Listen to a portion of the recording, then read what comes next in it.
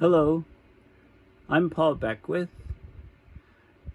Lately, I've been looking in great depth on the AMOC, the Atlantic Meridional Overturning Circulation. And we know from recent papers that it's the slowest that it's been in about 1,600 years.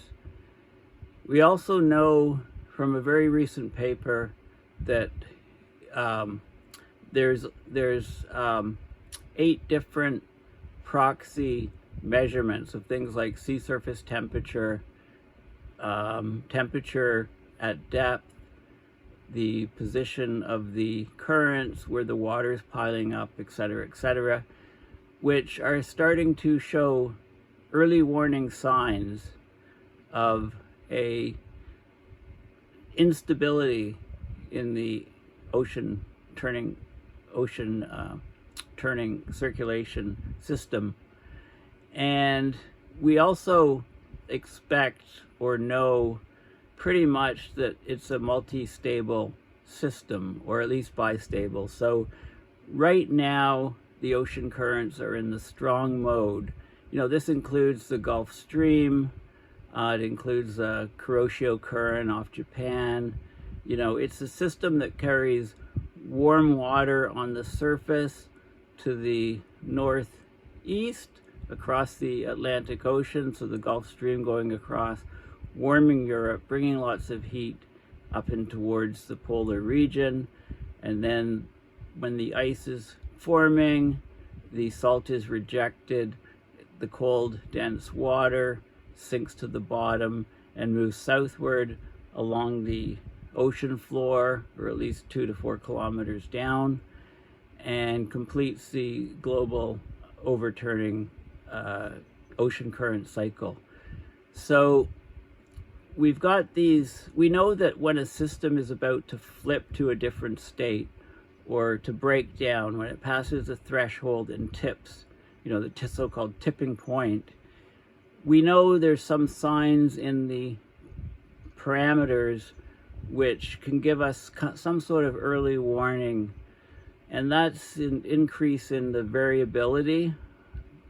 And we're also seeing this in the loss of sea ice, by the way.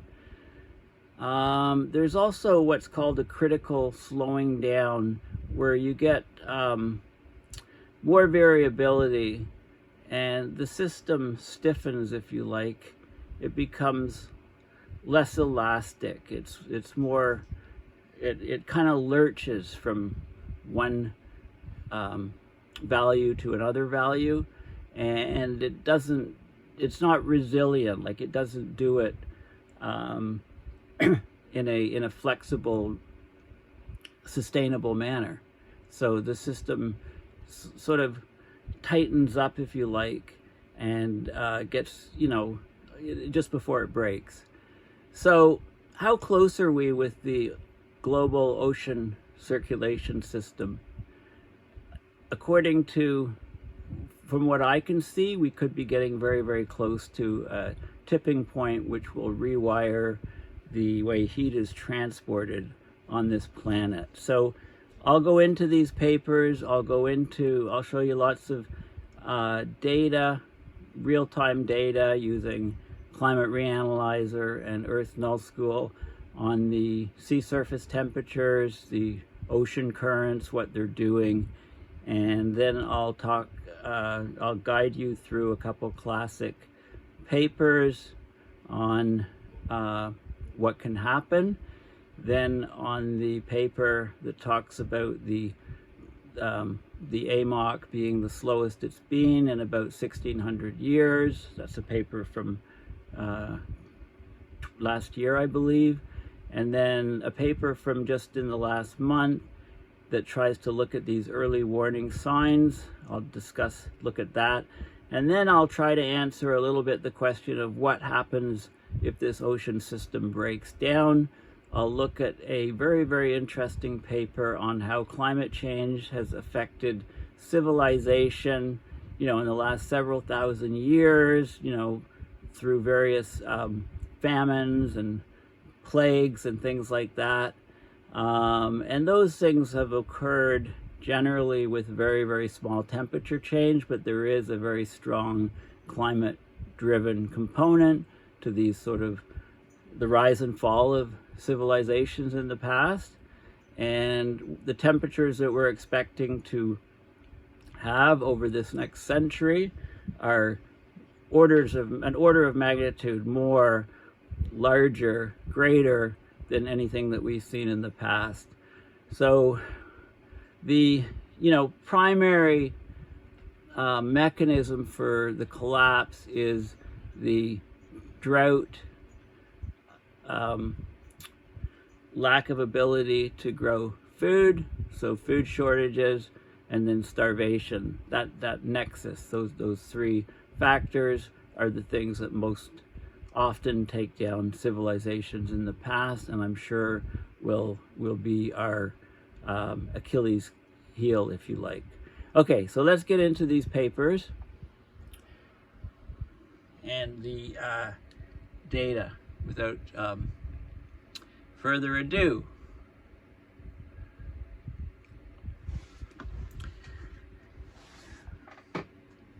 Okay, so before I show you this in detail from Earth's NullSchool, let's go back a couple steps. So this paper, this article from Nova was just released, February 17, 2022. A major Atlantic current is at a critical transition point. New evidence suggests that the larger system the Gulf Stream is part of is approaching a tipping point that could cause dramatic shifts in global weather patterns.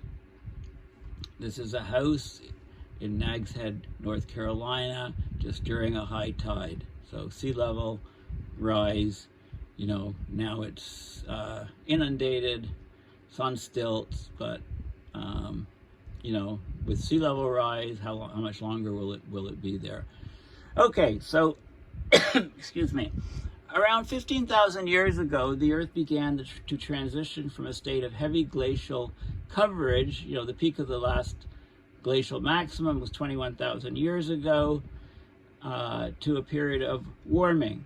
As temperatures rose, large ice sheets that once blanketed much of North America and Europe thawed, and the oceans began to rise. But after 2,000 years of warming, so 15,000 to 13 to 12 to 1,000 years, the Earth abruptly cooled to near glacial conditions, and it stayed that way for more than 1,000 years. Scientists have long debated how this abrupt climatic event, which they call the Younger Dryas, after a flower, occurred. This question has become an urgent one, as some researchers think an abrupt climatic event could happen again and disrupt the Gulf Stream, the forceful ocean current that transports warm water from the Gulf of Mexico up North America's northeast coast. So the most recent analysis, which I'll show you, published in the journal Nature Climate Change in August, it found that the larger system that the Gulf Stream is part of, which is the AMOC, the Atlantic Meridional Overturning Circulation, is approaching a tipping point. Over the last century, this ocean circulation system has moved closer to a critical threshold where it may abruptly shift from the present strong circulation mode to a much weaker one. Should the AMOC weaken substantially, it could bring intense cold and stronger storms to Europe, raise sea levels across the northeast coast of North America, and disrupt the flow of vital nutrients that the phytoplankton, marine algae, which are marine algae that make up the foundation of the aquatic food web, need to grow in the North Atlantic. It's important to acknowledge just how big of a system we're trying to measure. If you calculate the flow of all the rivers in the world, the amount of water in all those rivers of the world is only about 1 to 2% of the flow of water of the Gulf Stream, which is just one part of the ocean conveyor belt. This is obviously a massive system which transports huge amounts of heat from tropics towards the poles. Of the heat, of course, obviously the tropics gets heated a lot more near the equator from the sun, and the poles a lot less for many reasons, many including basic geometry. The heat has to go from the one place, the equator, to the poles, and about 2/3 of that heat is carried in the atmosphere and affects the jet streams, the atmospheric circulation patterns, and the other third is transported via the oceans. So there's vast amounts of heat. This is a heat engine type situation where the heat is moved from one location to the other. The AMOC is the Atlantic section of this global conveyor belt that drives surface and deep water currents in every ocean and influences the rate of sea ice formation at the poles, at both poles. The AMOC has exhibited two states, a strong, stable state, which we're presently in, and a slow, weak one, which looks like we're rapidly heading to. Warming temperatures weaken the AMOC state, the new analysis suggests, ultimately pushing it towards a tipping point where it could rapidly turn off. It's not just warming temperatures, it's fresh water release in the Arctic, because the fresh water is lighter, it's at the surface, fresh cold water from the ice melt, and it can't descend to the seafloor. Normally, when you get the ice formation, salt is rejected, so the water right under the ice is very cold, just below freezing point, and salty, so it's heavy, so it sinks to the bottom, completing the cycle. But because of the fresh water coming from the poles, we're showing the Arctic here, and also because of the rising ocean temperatures, it's causing stratification of the oceans and less vertical mixing. We are heading closer to this shut-off of the AMOC. So here we see the current starting to form in the Gulf of Mexico and the Caribbean, combining into this Gulf Stream, which comes across the North Atlantic and splits. Parts go up between Iceland and Greenland and into the Baltic Sea, the British Isles, etc. Okay, so this is a global part of this is the Atlantic part of a global conveyor belt that drives surface and deep water currents in every ocean. This is on the surface. The cold, salty water sinks to the bottom and moves southward, completing the cycle in the Atlantic. Now, we think that a shutdown may have occurred during the Younger Dryas. Okay, so the idea is that as the planet warmed out of the last ice age, glacial floodwaters leaked into the Arctic and the North Atlantic. That diluted the ocean saltiness. It freshened the ocean water at the pole, and it weakened the AMOC. In addition, a massive ice sheet covering millions of miles, which helped contain an enormous glacial lake in what is now Canada, so Lake Iroquois it was called, began to melt away. There was a freshwater flood which traveled north up a river system and eventually emptied into the Arctic Ocean. So this huge hosing of the Arctic, influx of fresh water into the Arctic, decreased the salinity and thus the density of the surface water in the northern Atlantic Ocean to the point it was no longer able to sink and make the return journey to the equator. So the AMOC shut down. Okay, so now scientists are cautioning that the AMOC is at its weakest point in over a millennium, in over 1,000 years. But researchers have not been able to pinpoint how close the AMOC is to a total shutdown. But there's new research that has suggested it's looking for early warning signs through many different measurements of the what's happening with the AMOC, and the insight is bad. The AMOC's decline may be indicative of an almost complete loss of stability. So that decline, specifically over the last decade or two, is showing almost a complete loss of stability of this very, very key ocean circulation system. So this study's findings are based on 8 independent sea surface temperature and salinity data sets spanning 150 years. Climate change is destabilizing the AMOC, noting that the restoring forces that keep it functioning, namely temperature and salinity, that's why it's called a thermohaline, thermo for temperature, haline for salinity, has become more erratic. The stabilizing force of the AMOC is the cold, salt-rich water, which sinks to the ocean floor up the pole and powers the circulation that keeps the AMOC in its on mode. However, the warming surface waters and the fresh water from the melting ice are pushing the AMOC away from stability. So this study looked at the restoring forces. The restoring, how fast does the sea surface temperature return to its state of equilibrium after it's warmed, and how big the deviations from this state were becoming. So the variability and the response. The strength of the stabilizing current is declining, and an AMOC tipping point, an ecological point of no return that once crossed could take hundreds of years to stabilize, is much closer than previously understood based on these 8 independent measurements. The signs of destabilization being visible already is something that I wouldn't have expected and that I find scary, the author told The Guardian. And this guy's from the Potsdam. It's not a nickel and dime climate place. It's the Potsdam Institute. It's something we can't allow to happen.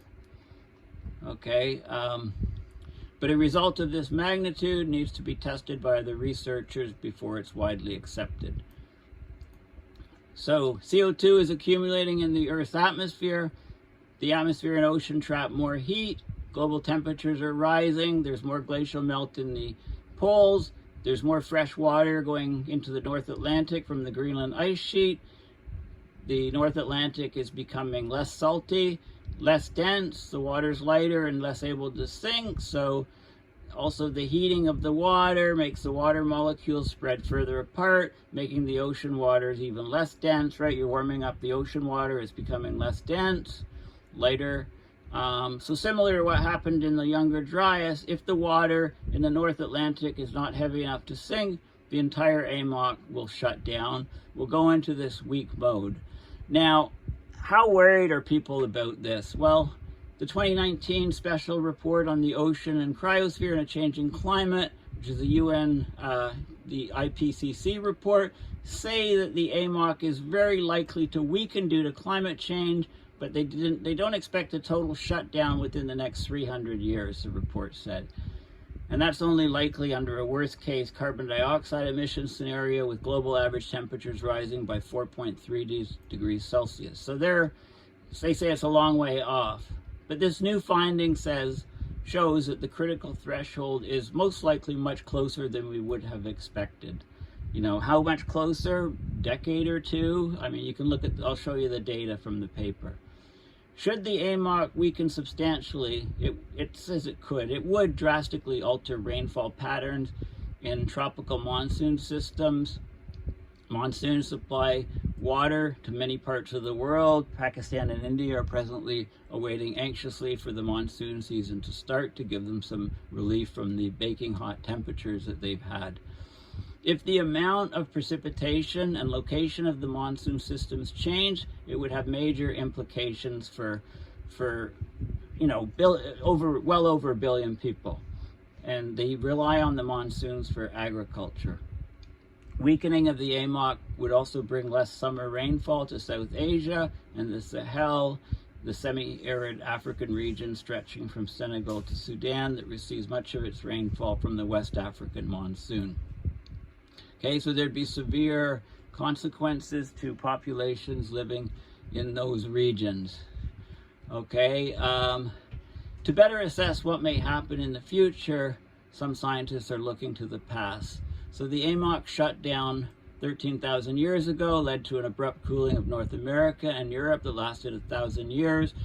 There's archaeological analysis of skeletal remains and plant fossils from modern-day Syria and the Nile Valley, and these suggest that the climate shock of the Younger Dryas upended early human settlements, causing conflict, starvation, drought, and malnutrition, and led to the collapse of several agricultural civilizations. Very fascinating analysis, and I'll talk about that paper in detail as well. So climate change, as climate change destabilizes the delicate balance of temperature and salinity the AMOC relies on, some scientists worry that the AMOC is already showing symptoms of decline. It already is, okay? There's a global warming hole in the ocean south of Greenland that I've talked about for several years. It seems to be worsening, and I'll show you data showing that. And that seems to indicate that the AMOC is already well on its way to decline. But then there's a little hopeful thing. I don't see how this is too hopeful, but because of the size and complexity of the AMOC system, it will take time, close monitoring, and meticulous data collection before researchers are able to confirm the AMOC slowdown through direct observations. Many realize the risk of waiting for evidence of a collapse to sound the alarm to humanity. I mean, we're already seeing evidence of a collapse with that global warming hole, the cooling of the ocean south of Greenland. And excuse me, they talk about the research last year showing the AMOC is at its weakest point in over 1,000 years. It's actually about 1,600 years, and I'll talk about that paper too. So climate scientists are still unsure what threshold of CO2 in the atmosphere would cause the AMOC to shut down. The only thing to do is keep emissions as low as possible. The likelihood of this extremely high impact event happening increases with every gram of CO2 that we put into the atmosphere. Okay, I've gone into great detail in this article because it's key. Now let's have a look at some of the data. So if you go to Earth NullSchool and click on Earth, bring up this window, select oceans and current, what you're seeing here is the I also selected sea surface temperature anomaly, so you can see the anomaly relative to the mean of the temperature, and what you can see is there's a lot of structure going on here. So the Pacific Ocean is very cool here. This is the ongoing La Nina, which is extending much longer than expected, maybe a record length even. Some of the cold water is trickling up here, and it's affecting temperatures, you know, in Western North America. There's some you can click on any of the pixels and it tells you the temperature anomaly here. So let's have a look up. Okay, so we can see, you know, warm area here, and we can see this is where the Gulf Stream is coming across. Look at this global warming hole, if you like. There's cool water in this region here. This water here is about 4.5 to 5 degrees Celsius cooler than normal. Then there's the yellow pockets that are about, you know, up to 4 degrees Celsius warmer than normal. You can see that over on the Japan side. You have the Kuroshio Current here going into the Pacific. Okay, and you can also look at what's happening, you know, some very interesting current changes down in the Atlantic, in the South Atlantic, off South America, and also off the you know, Cape of Africa. Okay, so you can actually see what's going on real time, and I selected. I went and selected current. Now, currents here instead of sea surface temperature anomaly. Okay, this is the image that I showed you at the very beginning. I'm just going to move to a more comfortable position. My leg is kind of falling asleep there, being stuck in the same position. Okay, so we've got the Gulf Stream here coming up, and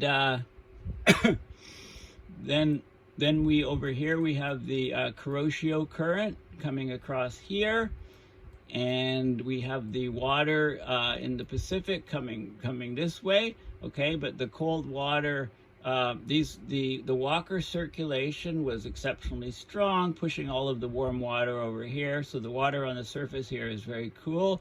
That's what happens in the La Nina state. And you can see the very interesting currents in the southern hemisphere here off South America. Okay, these currents here, and also this interesting situation off the south tip of Africa, the currents coming this way. So I'm going to talk about look at these in a bit more detail, but first I'm going to look at the climate reanalyzer. So I'm looking at the sea surface temperature anomaly here. Okay, so you can see the Gulf Stream here, and I'll just click. Okay, so it's warmer than normal, slightly south of areas that are colder than normal. So what this seems to indicate to me is that the Gulf Stream has shifted southward, okay, making these areas where it used to go colder than normal, and the area where it is now warmer than normal. And you can look at the fine structure and see that, you know, the ebbs and eddies and things, it's missing this area, leaving a very cold pocket here. And I'll show you a bit more on Earth NullSchool of that. So let's look at the other part. So this is the Kuroshio Current. So it seems to be, you know, coming up through here strongly, but the water is cooler than normal on either side of it.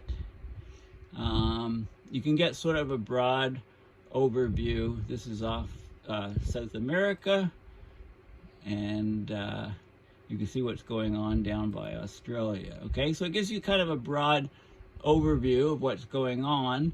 And this is, of course, a 2-meter temperature anomaly on land, and you can see, you know, right now, you know, lots of different structure, and we know why this is happening because of the collapsing of the jet streams, the ridges and troughs, and break off sections of the jet stream, et cetera, you know, causing huge swings of temperature in different places, huge amounts of weather extremes. Okay, so, but now let's look at here I zoomed in on the Gulf Stream.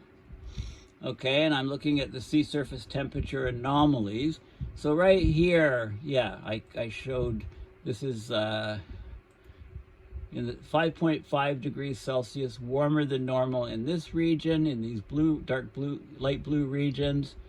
And over here, you know, 3.5, over here, 6 degrees Celsius warmer than normal, next to a region that's 5 degrees cooler than normal. And the reason why this is happening is the exact same orientation of the map, but I'm showing the currents in the next one. So you can see the currents here, okay, the rapid current. You can click and see, you know, 1.5 meters a second, in some of the 1.6 meters per second to get 1.68 to get the sort of speeds. These are eddies that have broken away.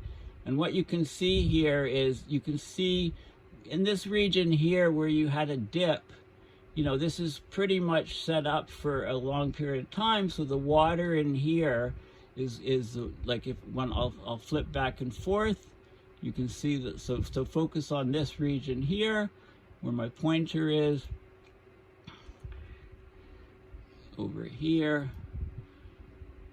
Okay. Yeah, okay, so you can see what's happening. The eddy is coming down here. There's a blocked off area here where the water at the surface is very, very cold. Okay, so what's happening probably is, you know, the water on the surface is going below, coming back up, going below, you know, and it's causing these, you know, a lot of structure, a lot of cold areas, very, very close to warm areas and so on. And this is a sort of thing that you expect as the Gulf Stream weakens. So it looks to me like it's weakened significantly, and we're seeing the signs. You know, think of a meandering river.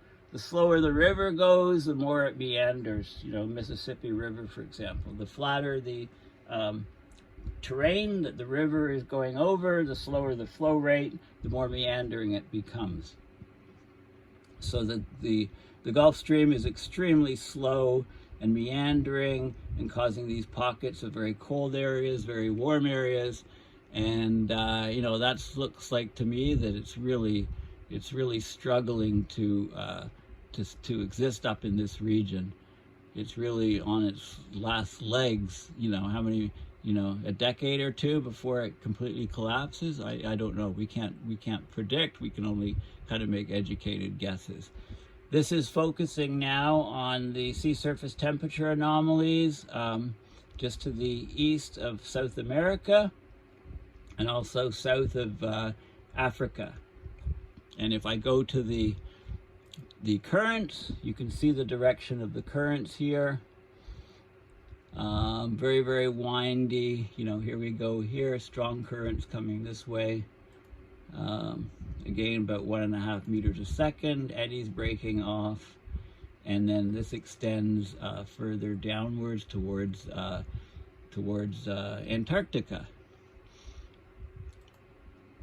And now we have the Kuroshio Current. We've got Japan here, and you can see the, you know, again, huge fluctuations in sea surface temperature with very cold areas next to very warm areas. Minus 6.5 Celsius is the anomaly, plus 5.6 Celsius. Right, minus 7 even, you know, you can zoom in on it and expand it, etc. You know, try to find what the peak is, play around with this. It's a great interface. And then the next image is the currents. And it's interestingly, the currents, the fastest currents in the world that I can find are down here in these sort of regions here. Let's see if we can find something just for fun here. 2.2 meters a second, 1.8, 1.96, 1.4. Yeah, so 2.14, 2.24. See, you know, play around with this and see what you can get. Over 2 meters a second down in this region. That's just a little diversion. There was another region I looked in the North Atlantic at the temperature anomalies. So some very, you know, a lot of cold water is up in this region, and but you can't see much in the way of current. So this is the Gulf Stream coming across and meandering, and this again is the point here where the temperature is very, very cold. But it's been there, you know, this has been here for quite a while, this feature, which is why you have a pocket of very cold water. So it's self-reinforcing. The more cold water you get, the harder it is to push it out of the way, the longer it's going to be established. Okay, so used to be able to get good sea surface salinity and data from the Naval Research Laboratory, but that was years ago. So I had a quick look to see if I could find some stuff. You know, when I looked at these, you know, if you look at the sea surface salinity snapshot archive, it ends in 2015. So they're not providing the data for whatever region. It was a great source of data when it existed. You can look at the sea surface salinity maps. They're done on a monthly basis here, so you can just have a quick look here. This is the sea surface salinity. You can see the variation. So the water here, this is in practical salinity units, or parts per 1,000, as opposed to parts per 100, which is percent, parts per 1,000. So 35 is the nominal salinity, practical salinity units of the ocean on average. That's 3.5% salt. Okay, and the variation here is showing 33 to 38. So this is fresher water, less salt concentration, higher salt concentration, saltier water. So look how fresh the water is. Look at the salinity, 33 in this vast region here next to the coast. And then you'll notice that the Pacific is fresher in general than the Atlantic, and here in the mid-Atlantic, North Atlantic, you've got 38, very, very salty. As you go further up to the pole, the water's fresher here, where you get melt and fresh water coming down. So if this water freshens up too much, then that in combination with the warm temperatures will be what would shut off the AMOC, the Atlantic Meridional Overturning Circulation, and that would have global implications. So if you want to study, what's happening yourself, then you want to look at the salinity of the ocean and changes, and you want to look at the temperature of the sea surface temperature, but also the water below the surface, and get access to, find out a lot of the data is accessible on the web. You just have to find it, but find data on, read and understand the papers I'm going to be presenting in detail in this information, and then track the changes over time, and, share it on social media, etc., so that you yourself can maybe get some early warning information on the shutdown of the AMOC and what it would do to us. Okay, so here's a post from a couple years ago in Carbon Brief, which I'll go over very quickly because I want to get to the papers, but there's a lot of good points in here. Could the Atlantic overturning circulation shut down? Okay, we think of climate change as a gradual process, a linear process. But the more greenhouse gases that we emit, the more the climate will change. But are there any points of no return that commit us to irreversible change? So the AMOC, is one of the major current systems in the world's oceans and plays a crucial role in regulating climate. It's driven by a delicate balance of ocean temperatures and salinity, which is at risk from being upset by a warming climate.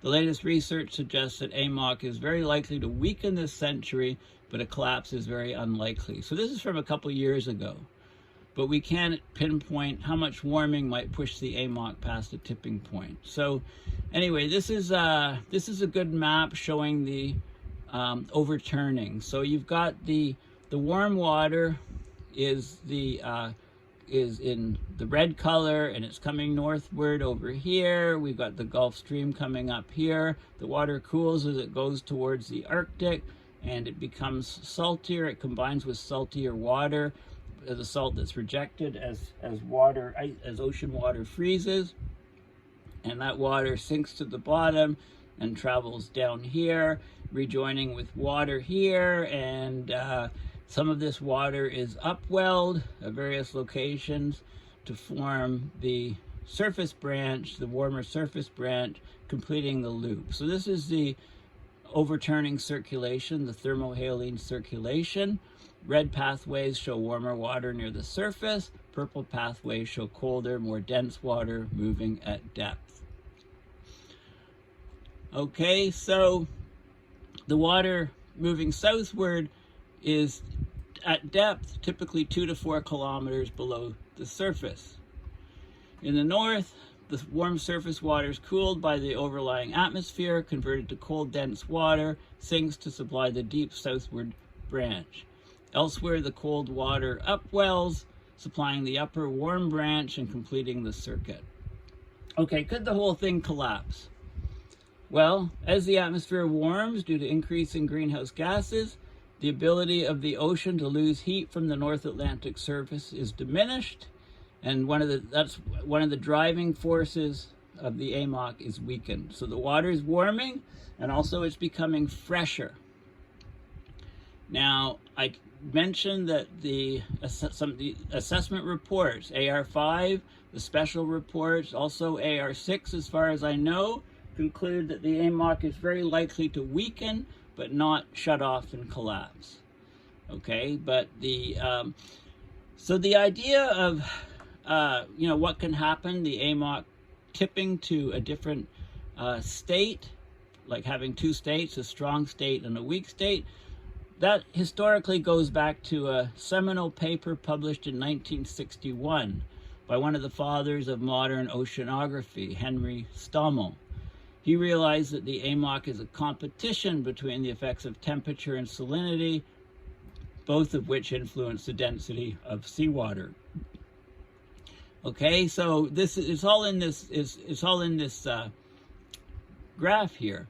So this is, if you put fresh water into the Arctic, this is the input in sphere drops. A sphere drop is 1,000,000 meters squared per second. One sphere drop is a flow rate. It's 1,000,000 cubic meters of water, 1,000,000 cubic meters of water transported per second. So it's a volume of water that's transported per second.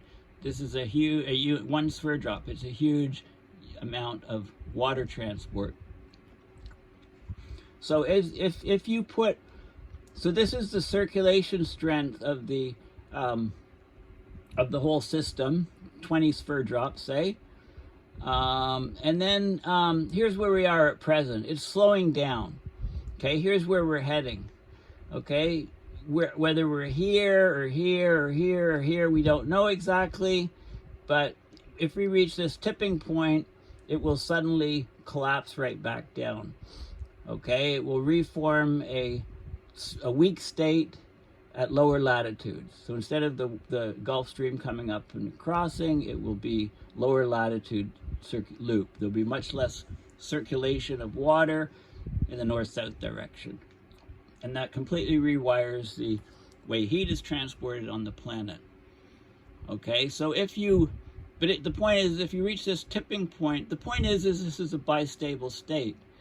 For a given input of fresh water, you could be either here or here. So if we're on this curve and then we drop back down here, and then we reduce the fresh water, the Arctic cools and reduce the fresh water, we come up here, there's a bistable, there's hysteresis. We don't jump back up this path, we follow along this path until we reach a tipping point and then jump back to this other state. So we've got basically a state up here, the strong state, the weak state, and we don't know where this tipping point will be, but what the recent papers are showing is that we're getting very, very close. The present state is showing high variability.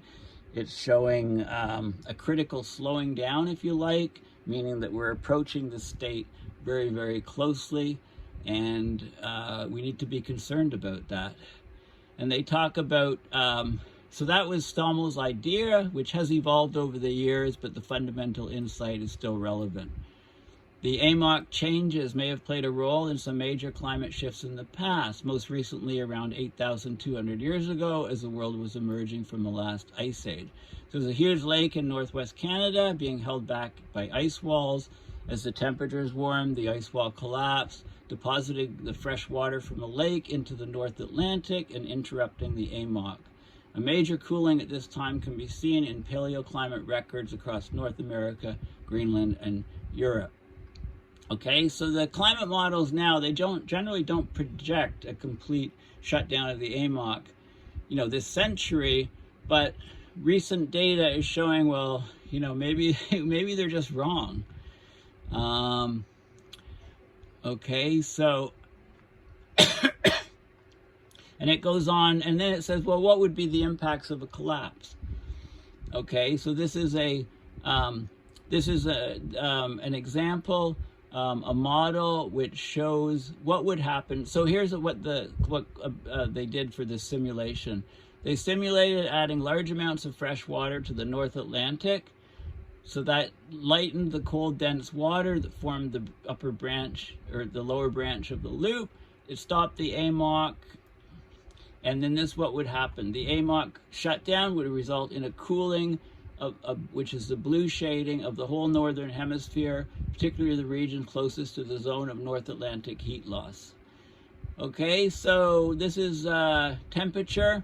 What you could see is a complete cooling of this section, a cooling of Europe, Northern Europe, cooling of Eastern North America, very significant cooling of the Arctic, basically being a temporary reprieve from the global warming. So, I mean, climate change can trigger an event like this, and it can cause a massive cooling for a while, and so that the heat isn't transferred any longer up to the pole. So this is the sort of thing, this would cause a complete disruption of everybody's life on the planet.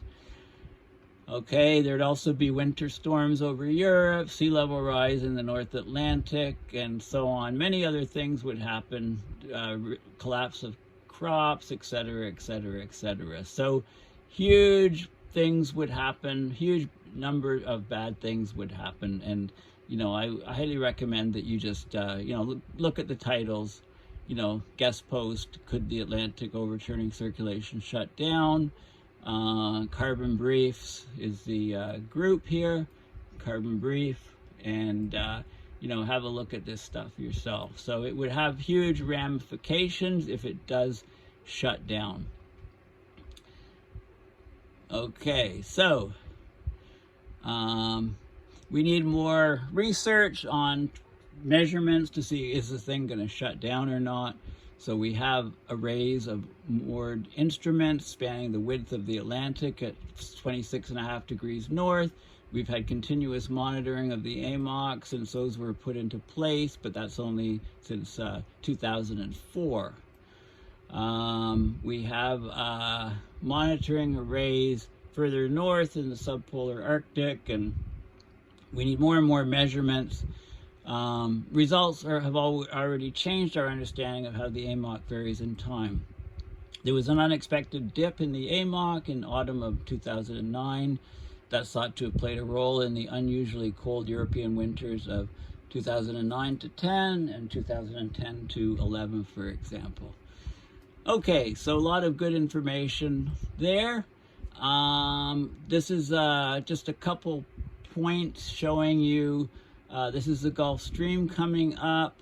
If you take the length of the current, take the width of the current, take the depth of the current, then you get the area, and then if you multiply it by the average speed so the Gulf Stream velocities are, say, 5 centimeters a second at the bottom, 100 centimeters at the top, assuming an average of, say, 20.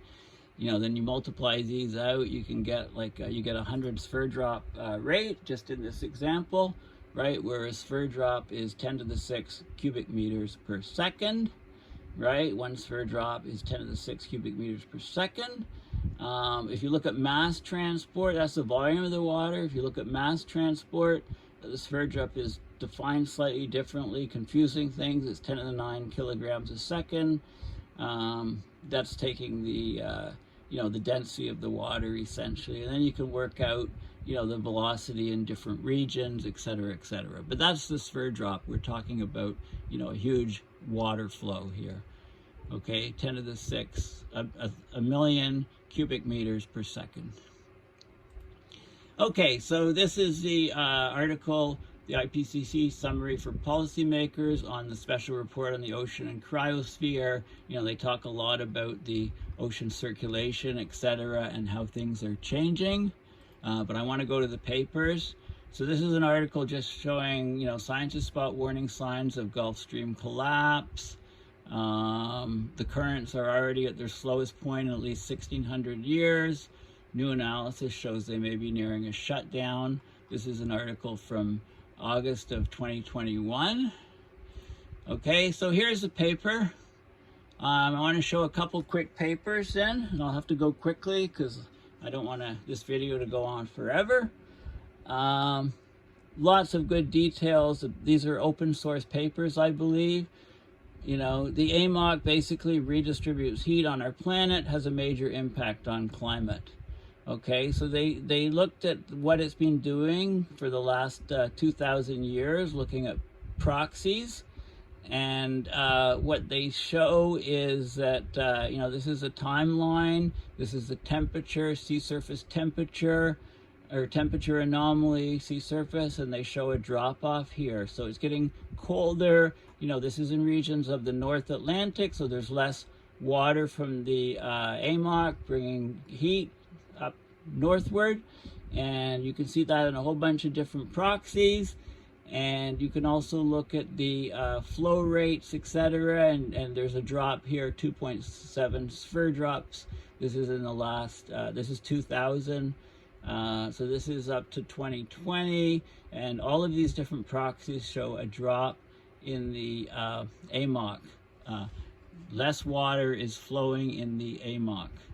Okay, it's a significant reduction of flow over the data spans different time frames, and we know the thing's definitely slowing down, okay, from this paper. It's the slowest it's been in 1600 years. Now this is a key paper on the idea of using observation-based early warning signals, EWSs, to let us know when this AMOC is going to actually collapse, let us know how close we are to it, etc. We know that when there's a critical transition, there's certain fingerprints that are occurring, okay? And these early warning signals, they involve higher variability in the what's being measured, and a critical slowing down.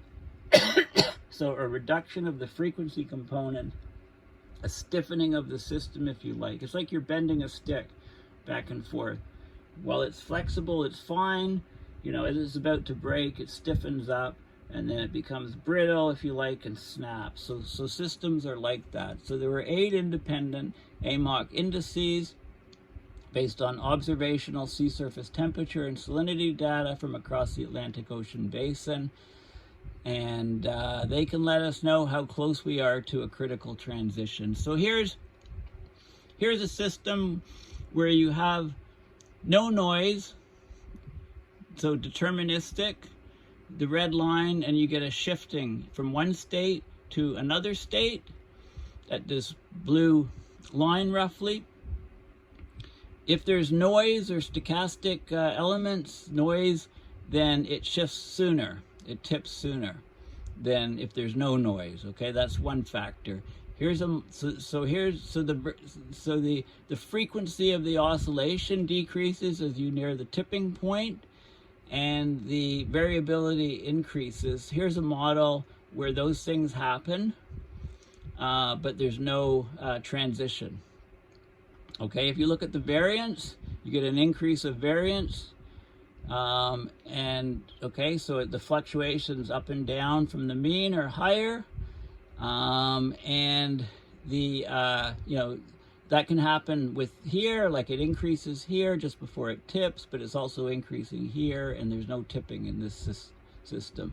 You could look at the principal components, do a principal components analysis, do autocorrelations, things like that, do a lot of math. This is a restoring rate of the time series, if you like, and that also increases as this gets closer and closer to 0. When it reaches 0, it's called the bifurcation point, where you get the tipping. So you can see these numbers approaching 0 from below. Okay, so here's what's actually happening in the system. So these are sea surface temperatures. Okay, so the ocean is warming, but you've got this global warming hole. This is the sea surface temperature trend, Kelvin per 100 years, and you can see, you know, you get this cooling area under Greenland, and this is a sure indication that the AMOC is weakening, and so this is a good area to watch. And if this thing gets larger and larger and more intense, then watch out. The whole system, the whole AMOC system is about to shut down. In terms of salinity, this is a freshening in this region, you know, reduction of salinity, and also at the other pole. Here's some more data on, these are the restoring rates, okay, for SSTs, and the restoring rates for salinity. So as these things approach 0 is where you get the bifurcation point, you know, still a long way from 0. And this shows you the linear trend of the restoring rate for the SSTs.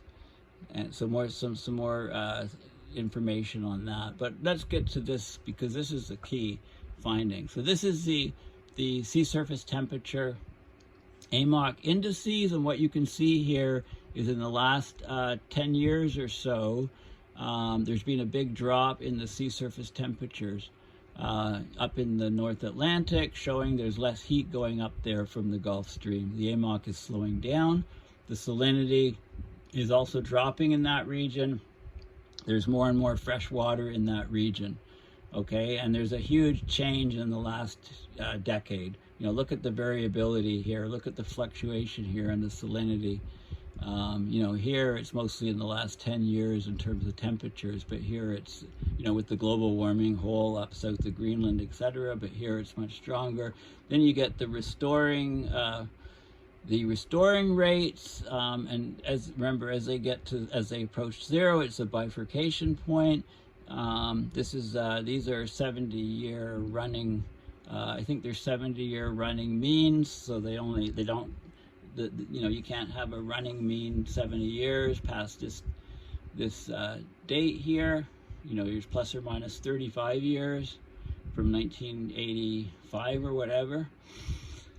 Okay, so these are the trends anyway, so they're all heading upward closer to zero. This is for sea surface temperature, this is for salinity, and then variances and stuff. So these are indicators that we're heading to the situation where the AMOC shuts off.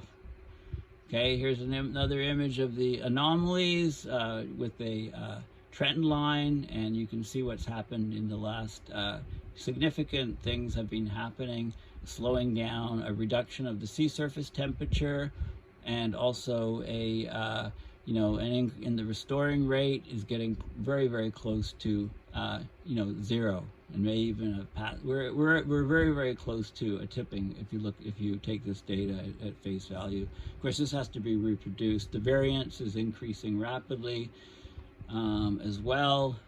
So, you know, this is bad news for the AMOC. Here's another plot, sea surface temperature anomaly dropping off, so cooling of the North Atlantic, getting close to that tipping point with more and more variance occurring. So those are sure critical slowing down signs of a system about to tip into a different state. And this is a whole bunch of different climate models and looking at the restoring rates, and again these numbers are rising very close to zero, which is the bifurcation point. So, you know, you can just make guesses here and say, well, when do these things hit zero? You know, which model is the most accurate? When do they hit zero? And you know, this is 2020. We're here right now. So, you know, if these models are the accurate ones, we could have tipping, in a few years. If these ones are the right one, we could still be off a decade. So we don't really know, but we're getting more. There's more and more studies that are looking at this. And also, the other factors that are in play is, the marine heat waves that are happening more and more often around the planet, and how they have an impact on the stratification of the water and the reduction of ocean currents, and also the ENSO, the La Nina, El Nino, and I'll do some separate videos on that.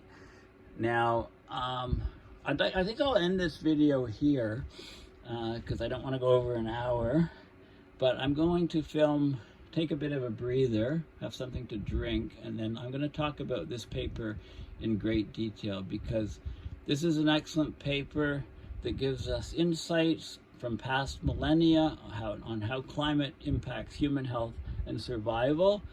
And this should give us insights as to what we can look forward to, what human society can look forward to if we do, in fact, or when we do, in fact, get a complete shutdown of the AMOC. So thank you for listening, and I'll do this paper in a separate video because it's well worth it. So thanks again, and bye for now.